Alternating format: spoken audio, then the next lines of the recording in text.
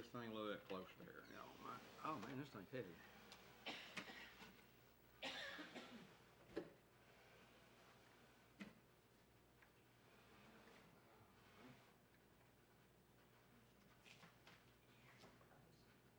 Hey, if you would, let's just turn to Jeremiah 29:11. One of my favorite scriptures.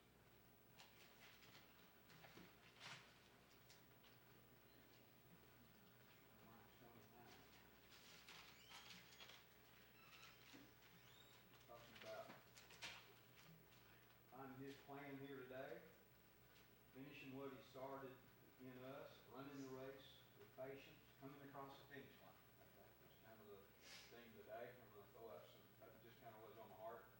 So a lot of the scriptures will be, and maybe some of the things that tries to hinder us as we're getting there. You ever had any hindrances in your life? You know, the demonic interruptions and trying to get across the finish line. We all have a problem. Hey, let's just read that. Jeremiah 29:11. It's on page 52. I'm wrong.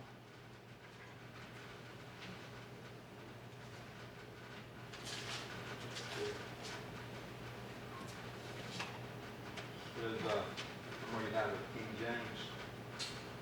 For I know the thoughts that I think toward you, saith the Lord. Some versions may say the plans there. That's what he's really saying. I know the plans that I'm thinking toward you, saith the Lord. And your thoughts of what? Your thoughts of peace. He ain't running around, the guy ain't running around trying to kind of beat you down. You know, he's got peaceful, good thoughts.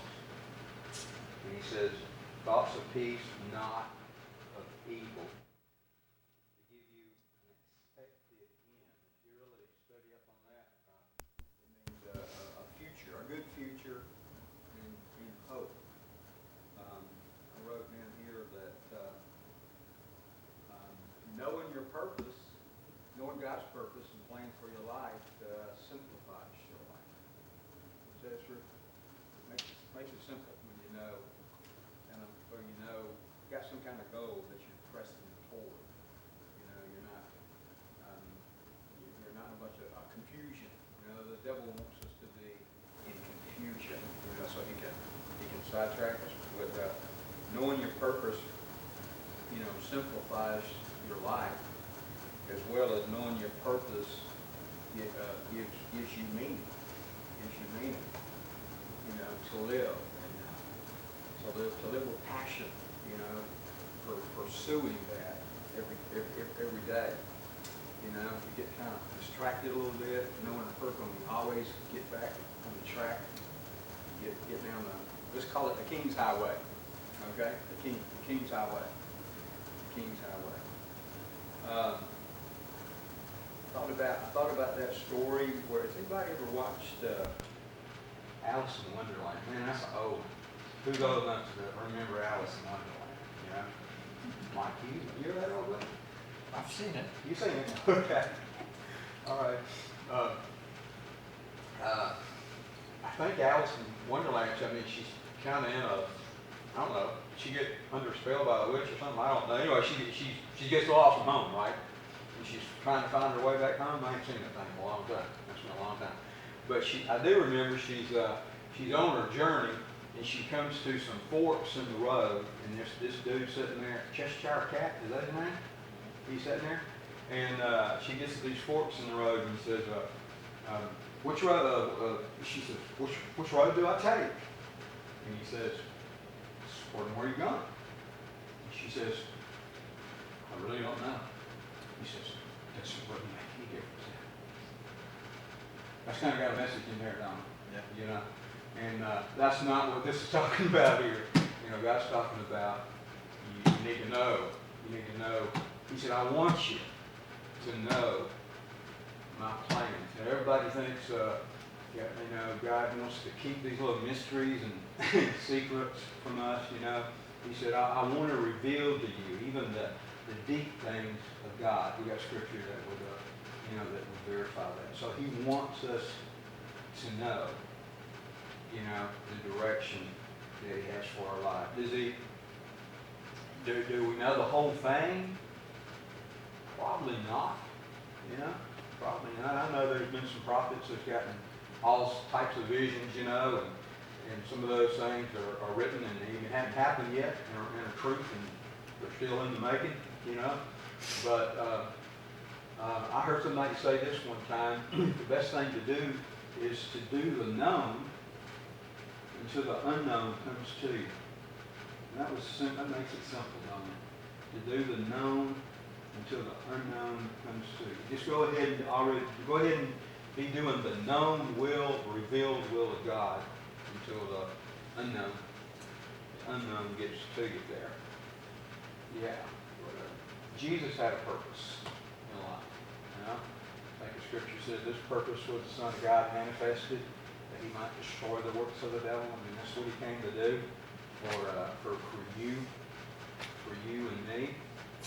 He talks about this life is kind of like a race. Let's look in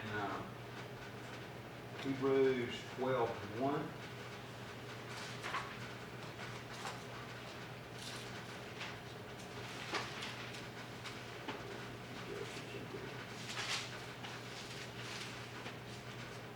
Right there.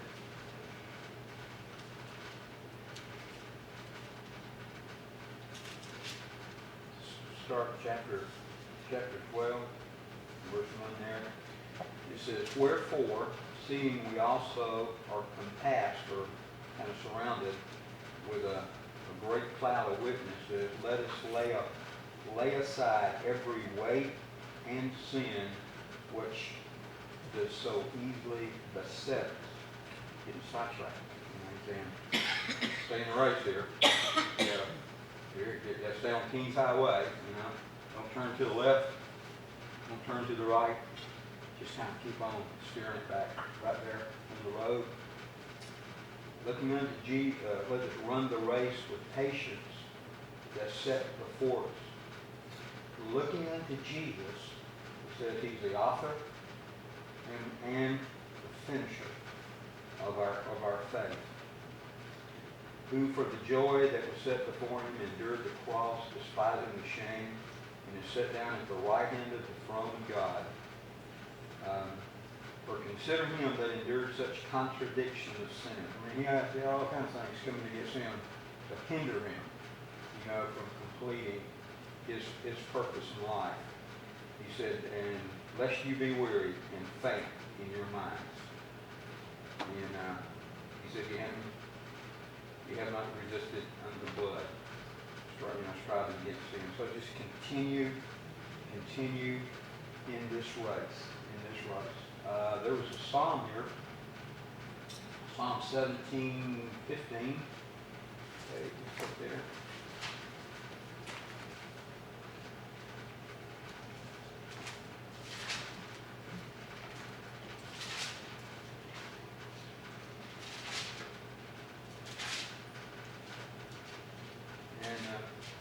It's not a thing of age, you know, just for a young person. It's no matter, if you're still living and breathing, God's not finished with you. You know, you still got a plan, a purpose for your life from where we are here. Psalm 17:15, the psalmist says, as for me, I must behold your face in righteousness, and I'm going to be satisfied when I awake with your likeness. You know, it's like I'm never gonna sit down on a stump somewhere and say, hey, I'm okay where I am, you know. And not that we should be beating ourselves up or anything like that, you know. But be thankful. Enjoy where you are on the way to where you're going to. Okay? Does that make sense? Enjoy where you are in Him while you're on the way to getting to where He's completing us. Amen? Amen? Amen? And I love it. What else here? For 2 Corinthians 10:12.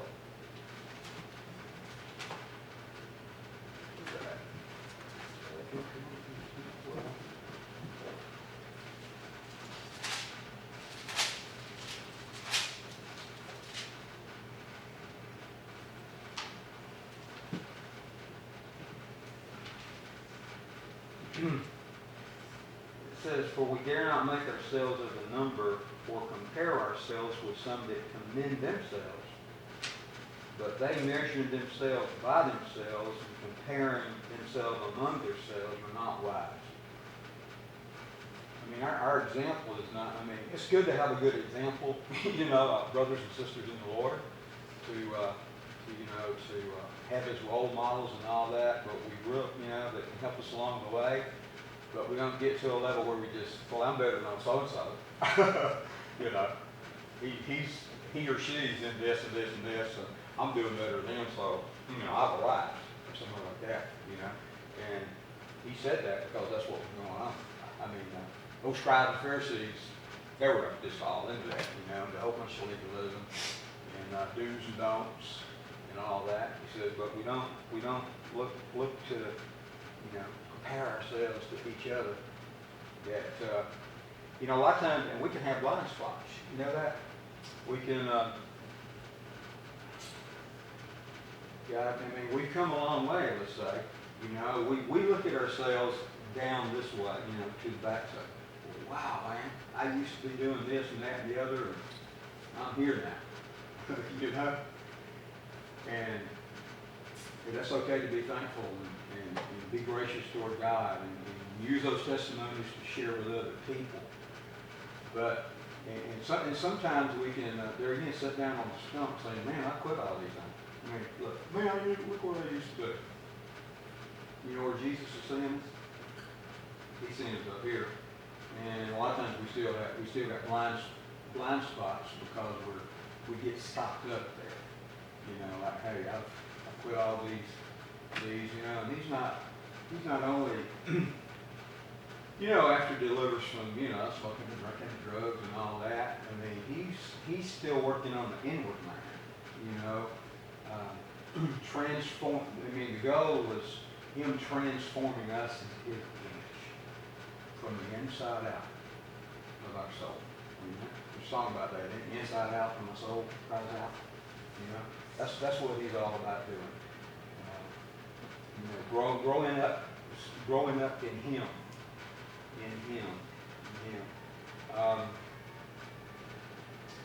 Some things can get away.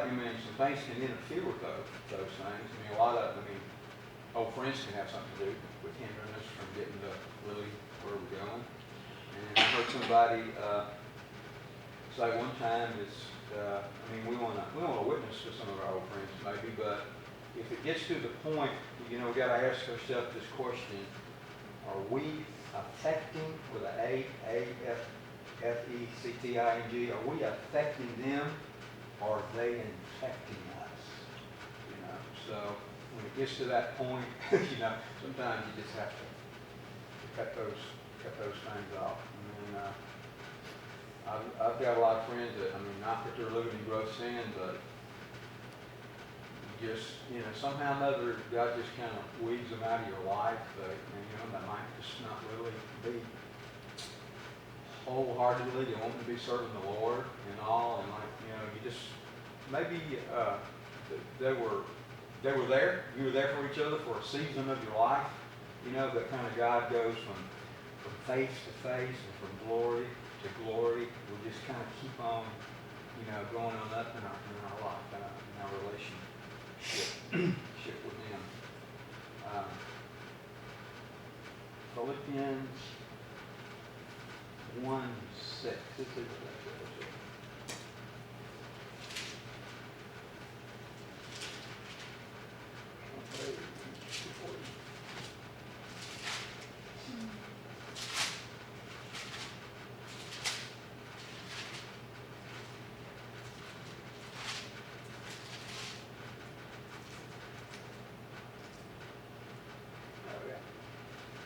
I like this here. Being confident of this very thing, that which He is begun in you, He will perform it until the day of Jesus Christ. God, He don't have a bunch of. We probably all got some projects around the house that we started and went and finished, but God finishes what He starts. That which He's begun in us, he's able to finish. When I think about that word, he's the Alpha, Omega. He's the first, and he's the last, and he's the beginning, and he's the end. He's the end. And that's about all I got here. But that was a lot of meat, huh? Okay. Thank you. You had a lot of steak to eat there. Chew on that a lot. I just feel like that. Maybe somebody need to hear that. I like to renew myself in that too. Okay. It says the outward man perishes. Okay, think about that. He promises us what? 70, 10, perhaps 80. And then the outward of that, the utmost blessing will be 120, as far as man's physical life is concerned.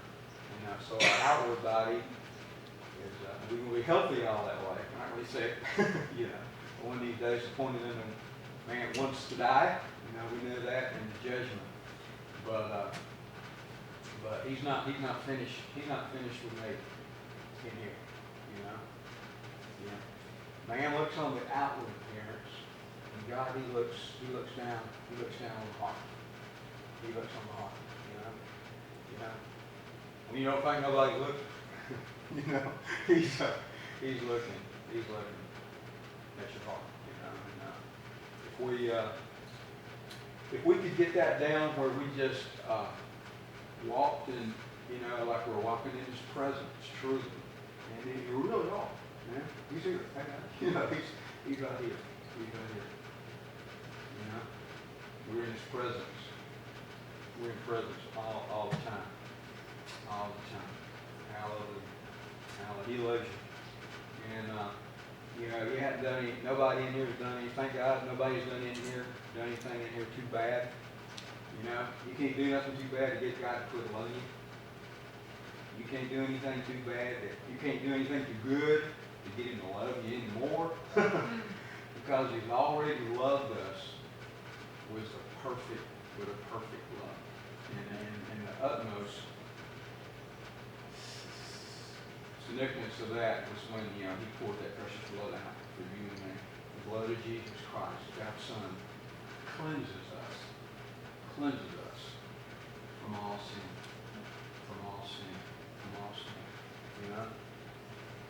And if you don't know, just stay focused in. What's God's purpose in my life? And there's other scriptures we could look up. I forget exactly where this is at. Then go back to somewhere. Write the vision. Write the vision and make it plain. So he that can see it, really ourselves. He wrote this vision down in the Word. Aren't you glad somebody wrote the vision down so we could be reading it and chewing on it here today and sharing it with one another? And you may want to write the vision down, in your own life. What is, here I'm at, and where do I need to go? Some goals, some reasonable goals. Are these things attainable? Are they scriptural? Are they attainable? And how do I get from this point to that point, and that's the most important thing, in our life. It's just pursuing that what He called us for, and one of these days, I want Him to say, well done, good, faithful servant, You've been faithful over a few things. He requires us as stewards. He's given us his gift, His love, His power, and we're all gonna have to be accountable for that one day. Say, hey, He knows, but we're gonna have to answer. Even though He knows, we're gonna have to answer Him. And I want him to say, well done, good and faithful servant. You've been faithful over a few things. Make you a ruler. And obviously, we're going to be serving Him. Once a servant, I guess always a servant. I guess He's going to have us in heaven serving over some capacity somehow. I don't think we're just going to sit down and stump up there, are we? I don't think. I don't know. I don't have all that figured out yet, but I can't believe it would. He'd totally be finished with it, but he'd still have a place for you to serve. And what we do, you know, with our life here that He's entrusted with is going to affect that. You know, and in life, you know, eternal life compared to this life on earth, it's just like a drop of water in an ocean. You know. Now you see it, now you don't. You know, it's just that 120 years we was talking about, compared to eternity, that's not going to be a drop in the bucket. And all the water, and all the oceans, bodies of water in this earth. You know, now you see it, now you don't.